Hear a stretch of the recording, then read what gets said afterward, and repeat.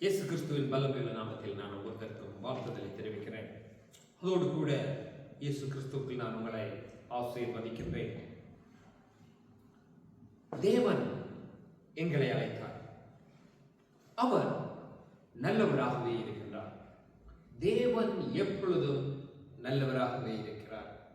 அவர் எவைகளை செய்ய நினைத்தாரோ அவைகளை செய்து கொண்டிருக்கின்றார். அவரிடத்தில் மாற்றம் இல்லை. ஆதியிலே தேவன் எவனமாய் இருந்தாரோ அவனமாய்தான் இன்றைய நாட்களிலும் இருக்கின்றார். எப்படி ஒரு மனுஷனை தெரிந்து கொண்டாரோ, தெரிந்து கொள்ளும் போது அவனை என்ன நோக்கத்திற்காக அவனுடைய வாழ்நாட்களில் நடக்க வேண்டியவைகளை தேவன் எப்படி நிர்ணயித்து வைத்தாரோ அந்த வண்ணமாய்தான் அவனுடைய வாழ்விலே அவைகள் நடந்து போகும்.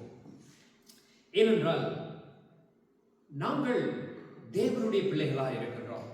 இன்றைய நாளிலும் நான் யோசுவாவோ தேவனோடு கூட யோசுவா நடந்ததையும், யோசுவாவோடு தேவன் இருந்ததையும், யோசுவா எப்படி ஒவ்வொரு ராஜ்யங்களையும் ஜெயித்தான் என்கின்ற காரியங்களை ஒரு சுருக்கமாக இன்றைக்கு பார்க்க நான் விரும்புகிறேன். தேவனோடு கூட நான் ஜெபத்திலே தேவனிடத்திலே இருந்தபோது தேவன் எனக்கு காண்பித்த 2 விஷயங்களை நான் இந்த இடத்துல உங்களுக்கு சொல்ல விரும்புகிறேன்.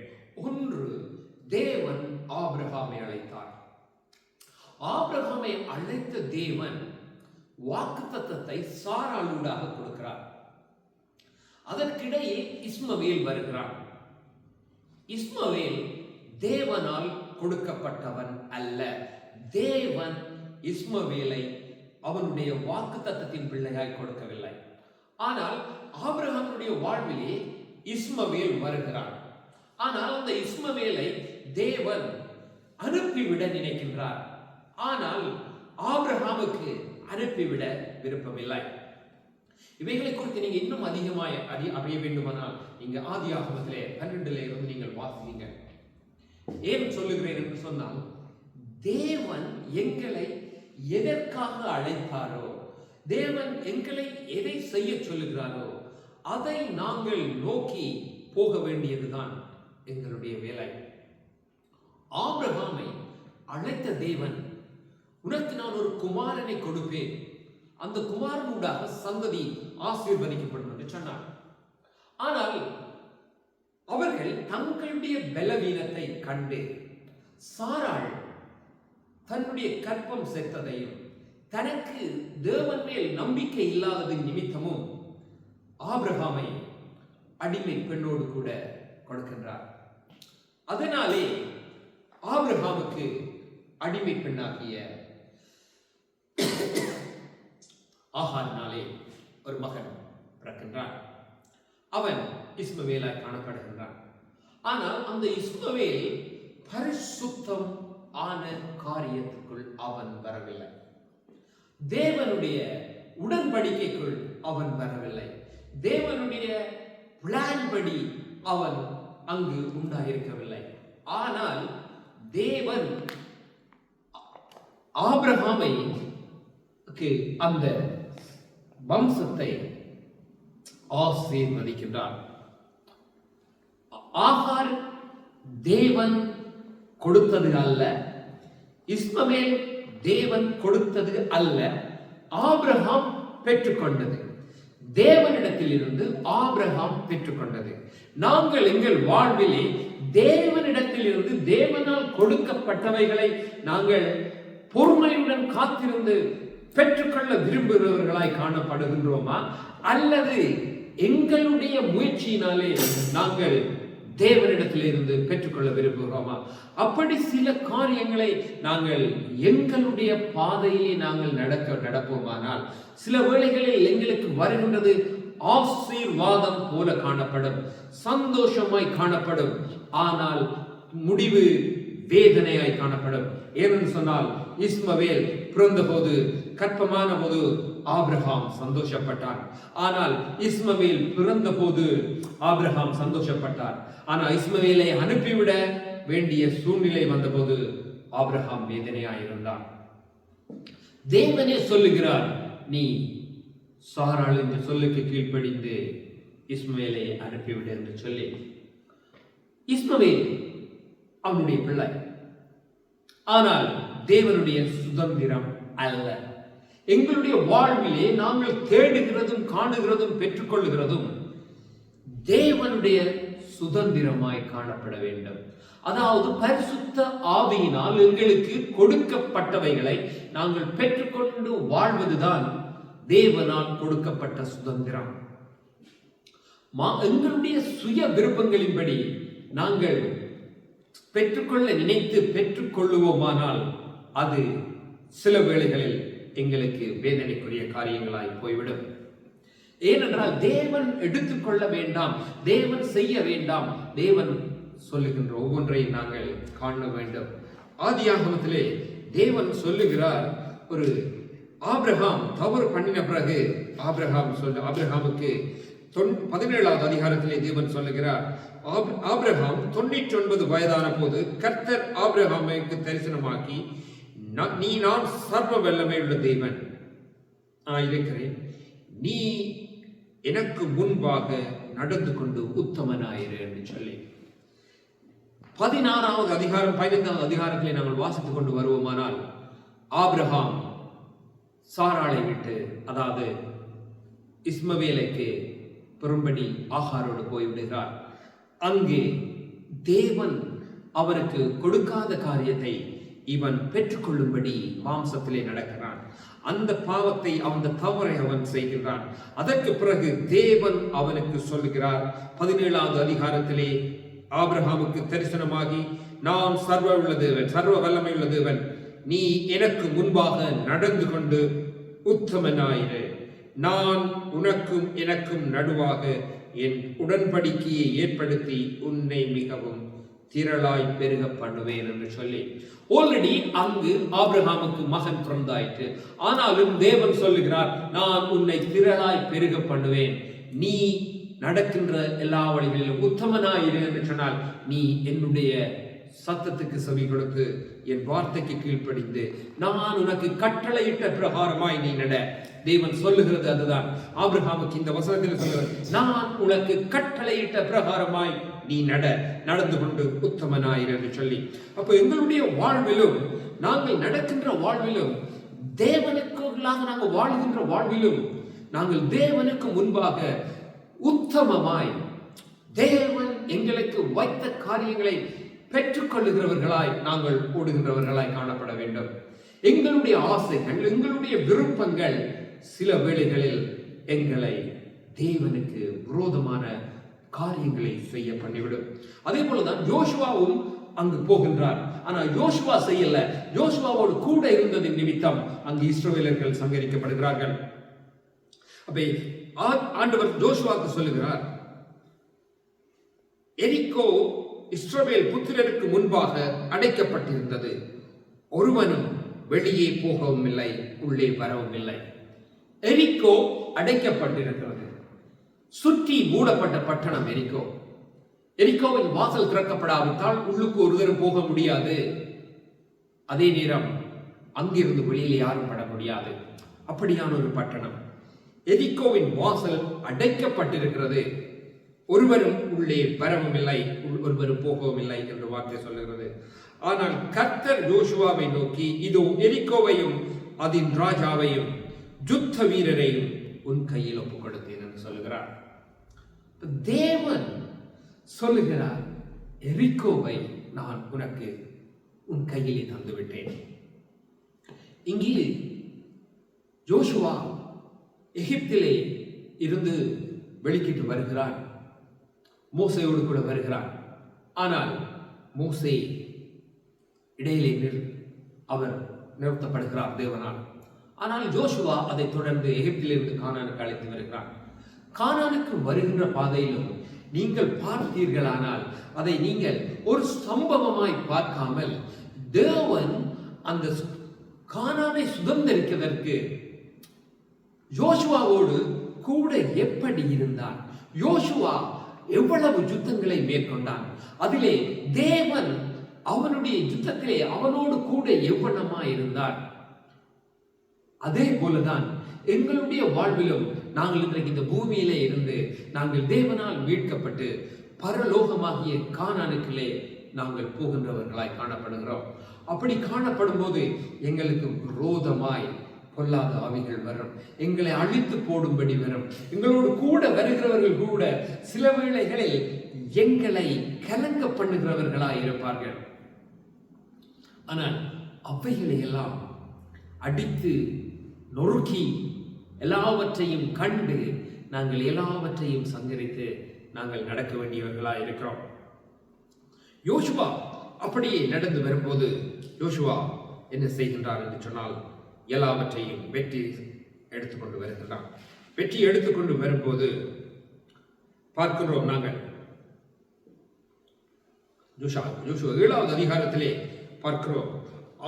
யோசுவா ஆட்களை அனுப்புகிறார், நீங்கள் போய் இந்த ஆயியை நாங்கள் முறியடிக்கிறதற்காக 5வது அதிகாரத்திலிருந்து நாங்கள் வாசிக்கலாம். 5வது வசனத்திலிருந்து 7வது அதிகாரத்திலிருந்து ஆயி என்கின்ற பட்டணத்தை முறியடிக்கிறதற்காக போய் வேவு பார்த்து வர சொன்ன போது எல்லாரும் போய் பார்த்துட்டு வந்து கொஞ்சம் மனுஷர்கள் தான், ஆனால் நாங்கள் அவர்களை முறியடித்து விடலாம் என்று சொல்லி சில வேளைகளில் நாங்கள் யோசிப்பதுண்டு, இது ஒரு இலகுவான காரியம், நாங்கள் ஜெயித்து விடலாம் என்று சொல்லி. ஆனால் நாங்கள் சில வேளைகளில் எங்கள் பலனிலே சில காரியங்களை செய்வோமானால் நாங்கள் தோற்று போய் விடுகிறோம். அதற்காகத்தான் நாங்கள் எப்பொழுதும் தேவனுடைய சத்தத்தை கேட்டு தேவனுடைய சித்தத்தின்படி செய்கிறவர்களாக இருக்கலாம். சில வேளைகளில் எங்களுக்கு வேதனைகள் உண்டாயிருக்கலாம், சில வேளைகளில் எங்களுக்கு தாமதங்கள் உண்டாயிருக்கலாம், சில வேளைகளில் அது எங்களுக்கு காத்திருக்கிறது இருதயத்தை இழைக்க பண்ணலாம்.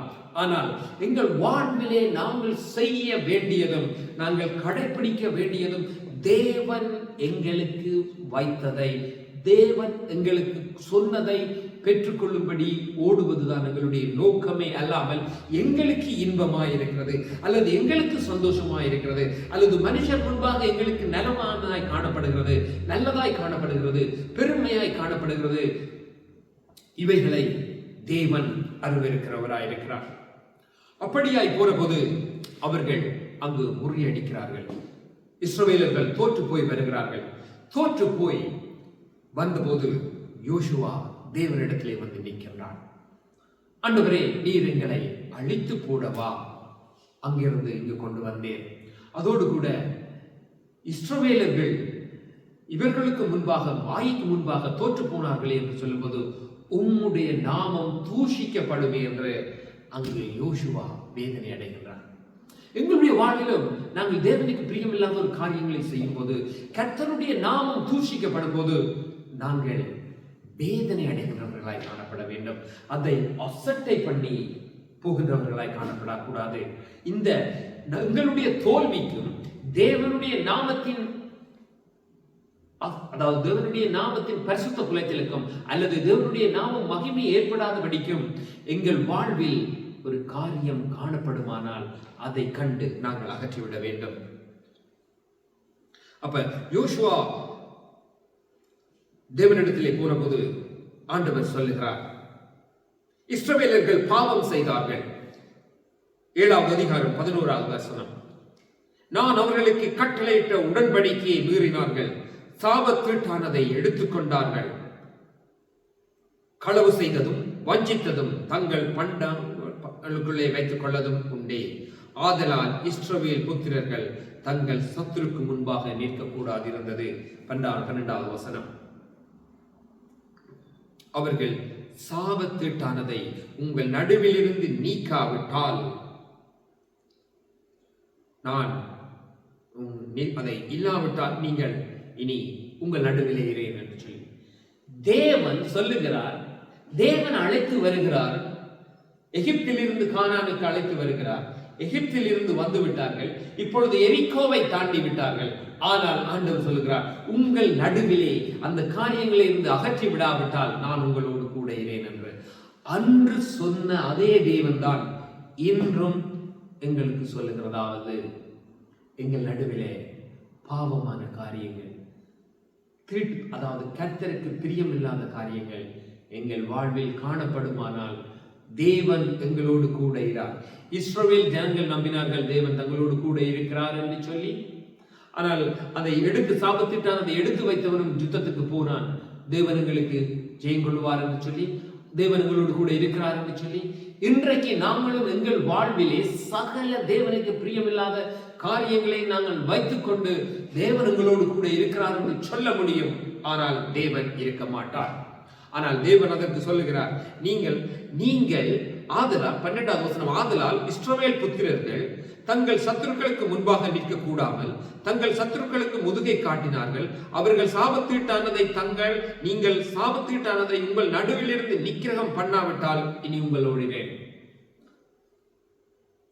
கர்த்தருக்கு பிரியமில்லாத காரியங்களை எங்கள் வாழ்வில் இருந்து அகற்றாவிட்டால் எங்களோடு தேவன் இருக்க மாட்டார். நாங்கள் அகற்றும் வரைக்கும் தேவன் இருக்க மாட்டார். நாங்கள் அதை அகற்றி விட்ட பின்புதான் தேவன் வருவார். அதான் ஆண்டவர் சொல்கிறார், நீங்கள் இன்றைக்கு உங்களை பரிசுத்தப்படுத்திக் கொள்ளுங்கள், நாளைக்கு கர்த்தர் செய்கின்ற அற்புதங்களை நீங்கள் காண்பீர்கள் என்று சொல்லி அப்படி சொன்னபோது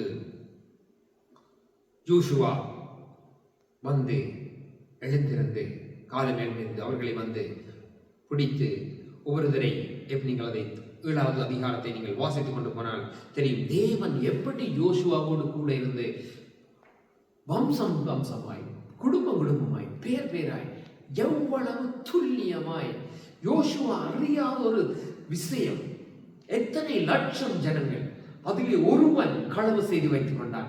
ஆனால் அந்த ஒருவனை தேவன் யோசுவாக்கு எவ்வளவு தெளிவாய் தேவன் அங்கு காண்பிக்கின்றார். ஏன் தேவன் காண்பிக்கின்றார்? தேவன் அதை அழித்து விட விரும்புகிறவராயிருக்கிறார். ஏனென்றால் தொடங்கின பயணத்தை நிறைவேற்ற அவர் ஆல்ரெடி பிளான் பண்ணிவிட்டார். தேவன் ஆல்ரெடி யோசுவாவை அங்கு கொண்டு எகிப்திலிருந்து கானானுக்கு போறது தேவனுடைய பிளான். அதிலே ஒருவன் தடையாயிருந்தால் அந்த தடையை அகற்றிவிட தேவன் விரும்புகிறார். அதே போலதான் எங்களுடைய வாழ்விலும் நாங்கள் தேவனை பார்த்து தேவனுடைய ராஜ்யத்துக்குள்ளே போகும்போது ஒரு காரியம் தேவனுடைய ராஜ்யத்தை சுதந்திரிக்க முடியாதபடி எங்கள் வாழ்வில் குறுக்கிடுமானால் அல்லது எங்கள் வாழ்வில் காணப்படுமானால் அதை நாங்கள் அகற்றி விடுவது நல்லது. சில வேளை எங்களுக்கு வேதனையா இருக்கும், கவலையா இருக்கும். அன்பின் பிரியமான, நான் ஒவ்வொருவருக்கும் சொல்றேன், சில வேளைகளில் எங்களோட கூட இருக்கிறவர்களை நாங்கள் அனுப்பி விடும் போது எங்களுக்கு கவலையாயிருக்கும், வேதனையாயிருக்கும். விட்டுட்டு வரும்போது வேதனையாயிருக்கும், கவலையாயிருக்கும். ஆனாலும் தேவன் அதை விரும்பினால் செய்ய வேண்டியது உண்டு. அப்பொழுது 19வது வசனத்திலே ஆகானை கண்டுபிடிக்கிற 18வது வசனத்திலே கண்டுபிடிக்கப்படுகிறார்கள். 19வது வசனத்திலே யோசுவா கேட்கிறார். அப்பொழுது யோசுவா ஆகானை நோக்கி, மகனே, அவர் எப்படி கூப்பிடுகிறார் என்றால் மகன் என்று சொல்லி கூப்பிடுகின்றார். மகனை கேட்கின்றார், மகனே, நீ இப்பொழுது இஸ்ரவேலின் தேவனாகிய கர்த்தரை மகிமைப்படுத்து, அவருக்கு முன்பாக அறிக்கை பண்ணு, நீ செய்ததை எனக்கு ஒழிக்காமல் சொல்லு, அதை எனக்கு ஒழிக்காதே என்றார். அப்பொழுது ஆகான் யோசுவாக்கு பிரதியுத்தரமாக 20வது வசனம், மெய்யாகவே நான் இஸ்ரவேலின் தேவனாகிய கர்த்தருக்கு விரோதமாய் பாவம் செய்தேன். அவனுக்கு தெரியுது அது பாவம் என்று சொல்லி, ஆனால் அவன் செய்கின்றான் என்று சொல்லிட்டு, இந்த பிரகாரமாய் செய்தேன், கொள்ளைகளில் நேர்த்தியான ஒரு பாபிலோனின் சால்வையையும் 200 வெள்ளி சேக்கலையும் 50 சேக்கல் நிறையான ஒரு பொன்னையும் நான் கண்டு, பொற்பாத்திரத்தையும் நான் கண்டு அவைகளை இச்சித்து எடுத்துக்கொண்டேன். இவைகளை நான் என் வீட்டிலே நிலத்திலே புதைத்து வைத்திருக்கிறேன். அவர் தெளிவாய் சொல்லப்படுகிறது, அவன் அவைகளை கண்டு இச்சித்து எடுத்துக்கொண்டான். அதனாலே அவனுடைய குடும்பமும் அவனுக்கு உண்டான எல்லாம் சுட்டரிக்கப்பட்டது என்று நாம் பார்க்கிறோம். அதை தேவன் செய்ய சொல்லுகிறார். அப்ப இதே தேவன் தானுங்க இன்றைக்கும் இயேசு கிறிஸ்து. நாங்கள் இன்றைக்கு இயேசு கிறிஸ்துவை எங்களுக்கு பாவம் மன்னிக்கிற தேவன். எஸ், இயேசு கிறிஸ்து பாவத்தை மன்னிக்கிறார். ஆனால் அதே இயேசு கிறிஸ்து தான் எங்களுக்கு நித்திய ஜீவனுக்கு வாசலாயும் இருக்கிறார். அதே இயேசு கிறிஸ்து தான் எங்களுக்கு நியாயம் தீர்க்கிறார். ஆனால் இயேசு கிறிஸ்துவாய் இல்லாமல் அவர் வார்த்தையாய் இருந்து நியாயம் தீர்க்கின்றார். நாங்கள் மத்தேயுல வாசிக்கலாம். ஆண்டவர் சொல்லுகிறார், இயேசு கிறிஸ்துவ சொல்லுகிறார், நான் உங்களை நியாயம் தீர்க்கிறதில்லை, உங்களை நியாயம் தீர்க்கிறது ஒன்று உண்டு. அது என்னென்றால் இந்த வார்த்தையை உங்களை நியாயம் தீர்க்கணும்னு சொல்லி. இப்போ வார்த்தை வேறு அல்ல, கிறிஸ்து வேறு அல்ல. யோவான் 1 நாங்கள் வாசிக்கலாம். யோவான் 1 அதிகாரத்திலே வாசிக்கலாம். அவர் ஆதியிலே வார்த்தையாயிருந்தார், அந்த வார்த்தை மாம்சமாகி பூமியிலே சத்தியத்தினாலும் கிருபையினாலும் நிறைந்தவராய் வாசம் பண்ணினார். இயேசு கிறிஸ்து வார்த்தை. அவர் சத்தியத்தினாலும் கிருபையினாலும் நிறைந்தபடி அவர் வாசம் பண்ணினபடினால்தான் அந்த கிருபை எங்களுக்கு பாவ மன்னிப்பை ஏற்படுத்தினது. அந்த பாவ மன்னிப்பை ஏற்படுத்தின அந்த இயேசு கிறிஸ்துவனுடைய கிருபை பாவம் செய்யாமல் இருக்கும்படி எங்களை காக்கின்றது. பாவம் செய்யாமல் எங்களை வாழ அது வைக்கின்றது. அப்படி நாங்கள் அந்த வார்த்தையை மீறி, நீ இச்சிக்காதே, எடுத்துக்கொள்ளாதே, வஞ்சிக்காதே, கொலை செய்யாதே என்று அந்த வார்த்தை சொல்லும் போது, அந்த வார்த்தையை அறிந்தும் நான் அதை செய்வேனானால் அந்த வார்த்தை என்னை நியாயம் தீர்க்கும். அதைத்தான் கிறிஸ்துவானவர் சொல்லுகிறார். தேவனுடைய பிள்ளைகளாயிருக்கிற நாங்கள் யாவரும் அறிந்து கொள்ள வேண்டிய விஷயம், இயேசு கிறிஸ்துவின் கூடாக எப்படி எங்களுக்கு பாவ மன்னிப்பு உண்டாயிருக்கிறதோ, எங்களுடைய பாவங்கள் மன்னிக்கப்படுகிறதோ, அதே போல இயேசு கிறிஸ்துவினாலே பிறந்த நாங்கள் மீண்டுமாய் பாவம் செய்வதற்கு நாங்கள் மனம் கசந்து அழுது திரும்பி தேவனிடத்திலே வந்து அவைகளை விட்டு ஒப்புரவாக வேண்டும்.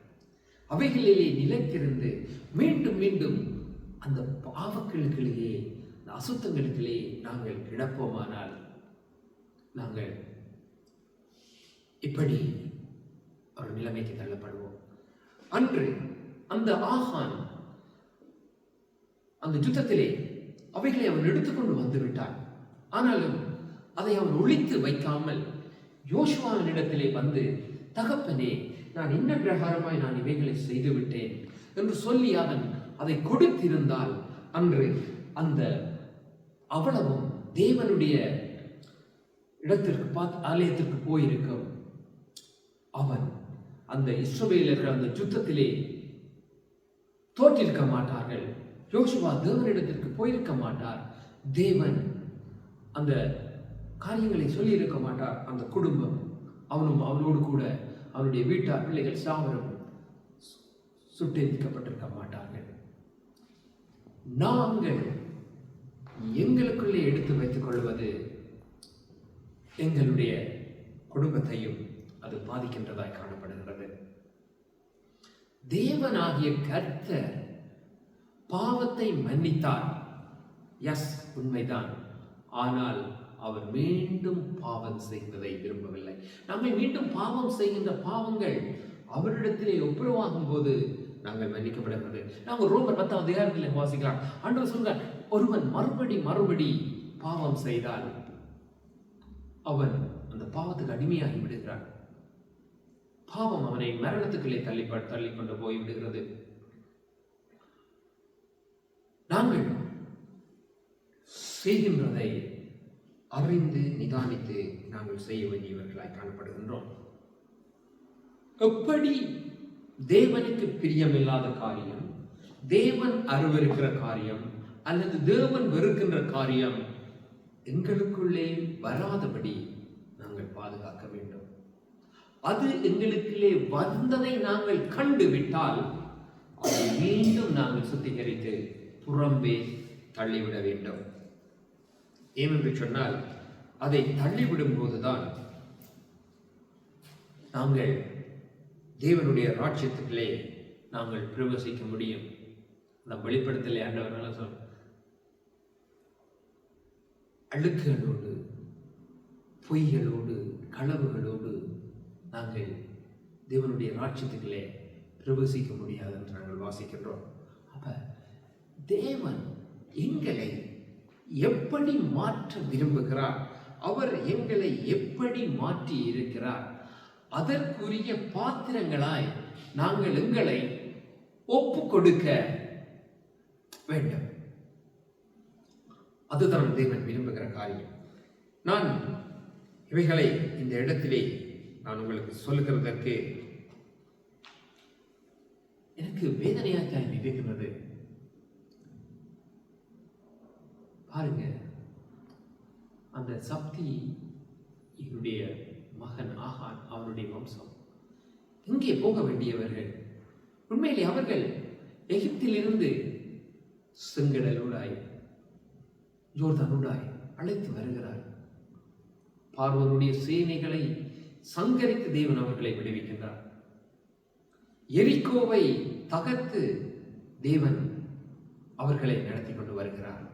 ஆனால் இடையிலே அவர்களாலே போக முடியாதபடி அந்த பாவம் அவர்கள் இச்சித்து எடுத்துக்கொண்ட காரியம் அவர்களுக்குள்ளே வேதனைக்குரிய காரியத்தை கொண்டு போய் விடுகிறது. எங்களுடைய வாழ்வில் அல்லது தேவனுடைய பிள்ளைகளுடைய வாழ்வில் காணப்படுமானால் தேவன் அவைகளை விட்டுவிடுகிறதையே விரும்புகிறார். தேவன் அழிக்கிறவர் அல்ல, தேவன் பிரியப்படுகிறவர். இதிலே என்று சொன்னால் பாவியை மன்னிக்கிறவர், பரிசுத்தத்தை விரும்புகிறவர். ஒருவர் தன்னிடத்திலே வருகிறதைத்தான் தேவன் விரும்புகிறார். நான் என் வாழ்வில் எப்படி வாழ்ந்தேன் என்பது எனக்கு தெரியும். அதே போல தேவனுக்கும் முழுமையாய் தெரியும். சில வழிகளில் நான் சிலவற்றை மறந்து விடலாம், ஆனால் தேவனுக்கு மறைவா இல்லை.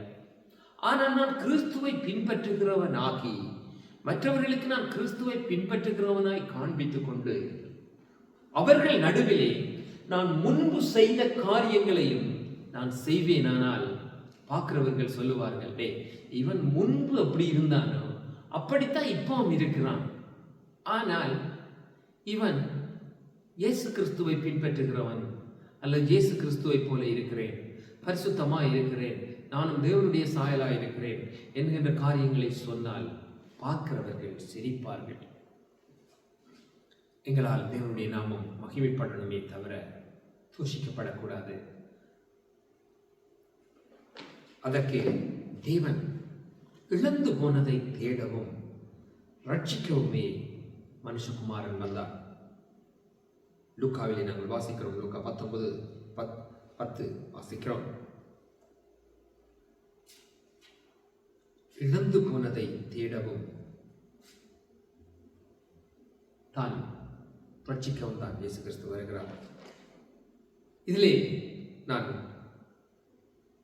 சொல்ல நினைக்காத ஒரு விஷயத்தை நான் சொல்ல விரும்புகிறேன். ஏனென்று சொன்னால் அதுவும் இதற்கு சம்பந்தமான காரியமாக இருக்கும்.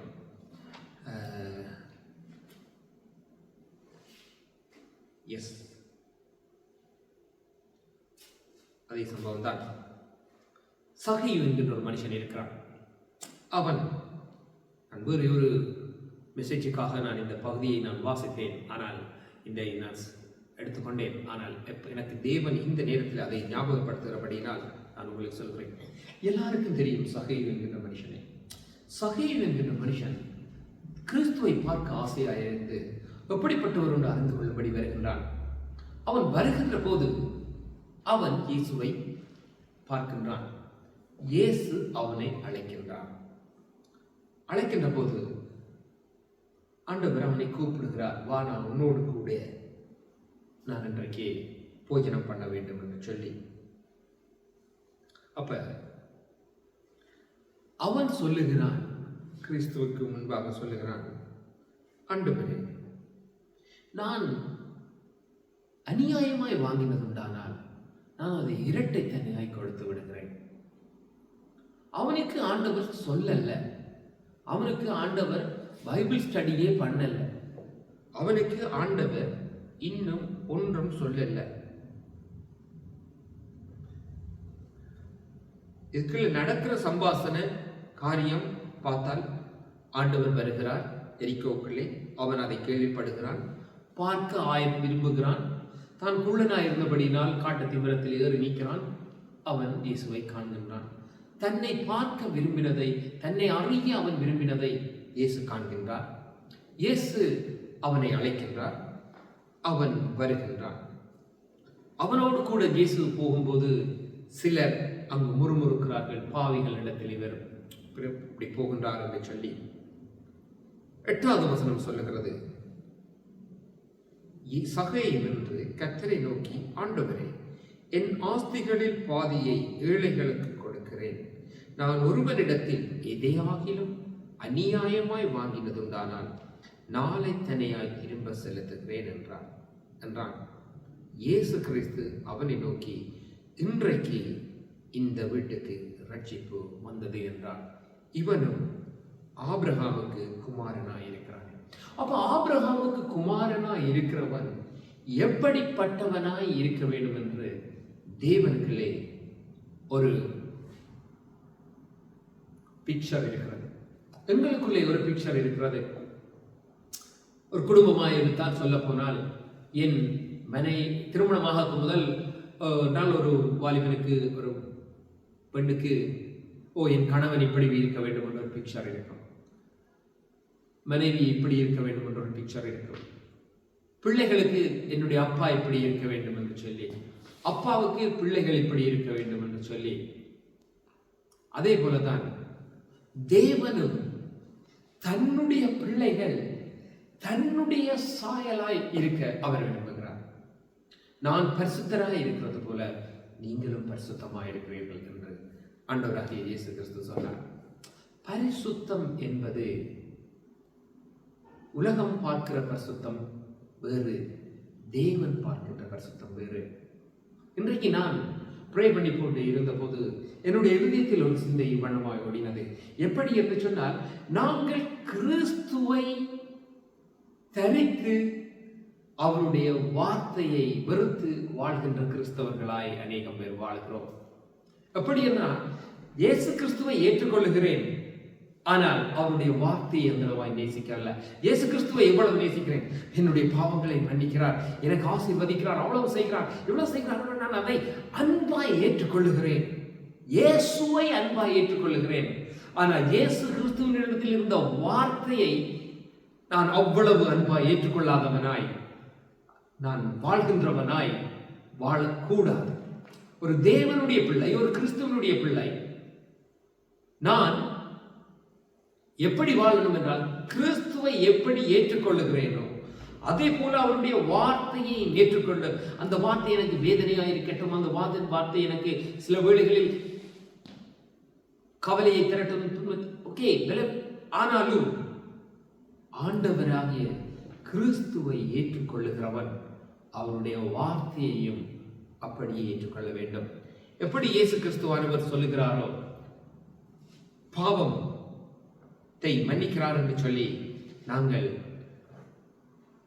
ஏற்றுக்கொண்டு அவனமாய் நடக்கிறோமோ, அதே போல இனி நீ பாவம் செய்யாதே, அதிக கேடு உண்டாகும்படி இனி நீ பாவம் செய்யாதே என்றபோது அதே வார்த்தையை நாங்கள் ஏற்றுக்கொண்டு அவனமாய் வாழ்வதைத்தான் தேவன் விரும்புகிறார். கிறிஸ்துவை ஏற்றுக்கொண்ட பின்பும் திரும்பவும் பழைய மனுஷனாய், அதான் அப்போஸ்தலனாகிய பவுல் எழுதுகிறார் அழகாய், ஒருவன் கிறிஸ்துவாலே மீட்கப்பட்டு கிறிஸ்துவுக்குள்ளே வந்து திரும்ப அவன் பழைய வாழ்க்கைகளே போவானால் அவன் மறுபடியும் மீட்கப்படுவது மிகவும் கடினமான காரியம். ஏனென்றால் முன்பு அவனுக்குள்ளே ஒரு பிசாசு இருந்தது, அது துரத்தப்பட்ட பின்பு அவனுடைய இருதயம் எப்பொழுது வெறுமையானதாய் காணப்படும் அல்லது இப்படியான காரியங்களை கேட்டதாய் காணப்படும் என்ற போது அது பொல்லாத இன்னும் 7 ஆவிகளை கூட்டிக் கொண்டு வந்து அவனோடு கூட அது இருக்கும் என்று சொல்லி, அப்ப முதல் அவன் விடுவிக்கப்பட்டான், பிறகு விடுவிக்கப்படுவது கடினமான காரியம் என்று, கூடாத காரியம் என்று அவர் சொல்லவில்லை. தேவனால் கூடாதது ஒன்றும் இல்லை, தேவனால் எல்லாம் கூடும், ஆனால் கடினமாயிருக்கும் என்று சொல்லி அவன் வெளியிலே வருகிறது. ஏனென்றால் நீங்கள் அவ்வளமாய் போயிடாதபடிக்கு எச்சரிக்கையாயிருக்கும்படி அவர் அந்த காரியத்தை சொல்லுகிறார். கவனமாயிருக்கும்படி தேவனுடைய பிள்ளைகளை நான் என்னை சேர்த்து தான் சொல்லுகிறேன். என்னுடைய வாழ்விலும் ஆரம்ப வாழ்விலும் நான் சில வேளைகளில் தவறினதுண்டு. சில போதனைகள் எங்களை தவற பண்ணுகிறது. நாங்கள் பார்க்கின்ற காரியங்கள் எங்களை தவற பண்ணுகிறது. நாங்கள் இந்த பூமியிலே வாழ்கிற ஊழியக்காரர்களை நாங்கள் எங்களுக்கு மொடலாய் பார்ப்போமானால் நாங்கள் தவறி விடுவோம். நாம் கடைசியாக சொல்லி முடிக்கின்ற காரியம், நாங்கள் பார்க்க வேண்டியது, பின்பற்ற வேண்டியது இயேசு கிறிஸ்துவையும் அப்போஸ்தலர்களையும், அவருடைய வார்த்தை கிறிஸ்துவனுடைய வார்த்தைகளையும் அப்போஸ்தலர்கள் எங்களுக்கு விட்டு சென்றதையும். இந்த பூமியிலே ஊழியக்காரர்கள் இருக்கிறார்கள், நல்லதுதான். ஆனால் அவர்களிடத்தில் வருகின்ற நல்லதுகளை, தீயதுகளை, எது சரி எது பிழை என்று அறிந்து அவைகளை நாங்கள் கற்றுக்கொள்ளத்தக்கவர்களாய் தேவ ஞானமும் தேவ ஆவியானவருடைய துணையும் எங்களுக்கு தேவை. அன்பான பிதாவே, உம்முடைய சமூகத்திலே என்னை ஒப்புக் கொடுக்கிறேன். தேவரே, எங்கள் இருதயங்களை காண்கின்ற தேவன் நீர் ஆண்டவரே. எங்களுடைய இருதயத்தின் விருப்பங்களை நீர் அறிகின்ற தேவன் ஆண்டவரே. நான் பாரிசுத்தமாய் வாழ வேண்டும் என்று நான் என்னுடைய இருதயத்தில் எண்ணி நான் அவைகளுக்காக நான் காணப்படுவேன். ஆனால் நீர் என்னை அவ்வண்ணமாய் வாழ வைக்க போதுமான தேவனாய் இருக்கிறேன் ஆண்டவரே. நான் அவ்வண்ணமாய் மக்களே, ஒவ்வொரு தேவனுடைய பிள்ளைகளும் அவ்வண்ணமாய் காணப்பட உம்மையும் உம்முடைய வார்த்தைகளையும் சுமந்து செல்ல இயேசுவை மாத்திரம் ஏற்றுக்கொண்டு அவருடைய வார்த்தைகளை புறம்பே தள்ளி வாழாதபடிக்கு வாழ தேவரை நீ கிருபை செய்யும்படியாய் ஜெபிக்கிறேன். ஒவ்வொருவரையும் உடைய சமூகத்திலே ஒப்புக் கொடுக்கிறேன். தேவரே, இந்த வார்த்தையை ஒருவேளை அவர்கள் பார்ப்பார்களானால் தேவரே, நீர் உம்முடைய சித்தத்தை அவர்களுக்கு நீ நிறைவேற்றும்படியாய் உடைய சமூகத்திலே ஒப்புக் கொடுக்கிறேன். இயேசுவின் வல்லமையுள்ள நாமத்தில் பிதாவே, ஆமென்.